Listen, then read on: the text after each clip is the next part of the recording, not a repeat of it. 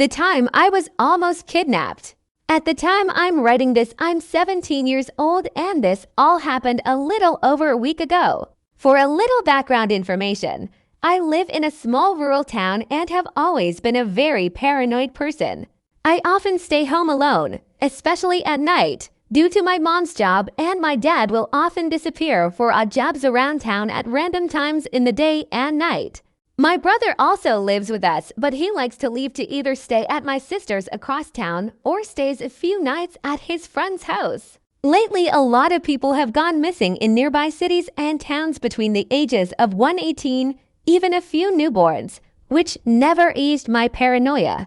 So whenever I'm home alone, I make sure to lock the doors. I never have to worry about the windows due to them either being blocked or have an AC unit in them. I only ever go outside if I need to take my mom's dog Ava and my brother's dog Molly outside to use the bathroom or need to get something out of the deep freezer. So one morning I was home alone and would be until at least 8 at night when my dad would get home.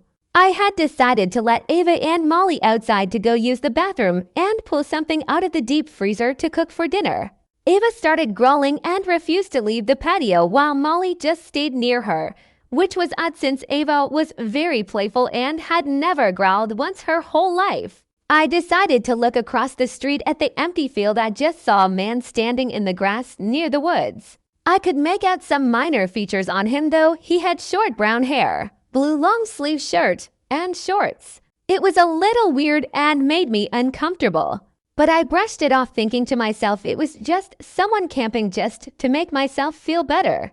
Ava and Molly wouldn't leave the patio and stayed near me, so I just took them inside. As I took them inside, a large white van had drove past the house a little slow, but I just thought it was nothing and ignored it. Later in the day, I decided to take the dogs out again and sit on the porch steps as I play on my phone as they do their business. After a few minutes, I looked up from my phone as the dogs ran up to me to go back inside and saw the same white van from earlier pass by the house again.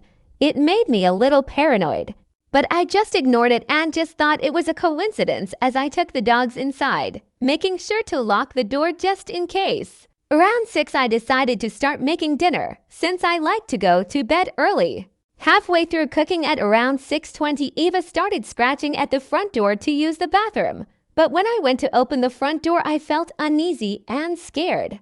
I unlocked it and opened it slightly to look outside and saw the white van from earlier in the driveway. I couldn't see the driver in the passenger seat. I saw the man that I saw near the woods talking to the driver before getting out. I immediately shut and locked the door and went to my parents' room where my dad had his guns and locked myself in there with the dogs, as I called my dad knowing he would be at the house faster than the police. As I waited for my dad to get to the house, I called the police as I heard the guy trying and open the back door near my parents' room. As I waited, I heard the guy bang and try to open the door for about 5 minutes before he quit. After another 5 minutes, I heard my dad come into the house and yell for me.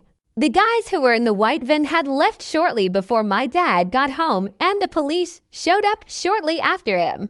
After I gave a description of the man I saw to the officer, he left, and my dad stayed home with me the rest of the night, and when my mom came home, he explained everything to her.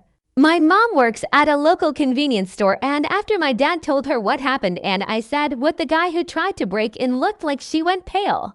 She had just seen them at the store getting gas just an hour before her shift ended. A few minutes later, we all got an Amber Alert for a girl about 12 years old who went missing in town. And the description of the guy and the vehicle she was taken in matched the description of the guy who tried to break into my house. If it hadn't been for the fact that I always lock the doors, I don't think I would be here telling this story today.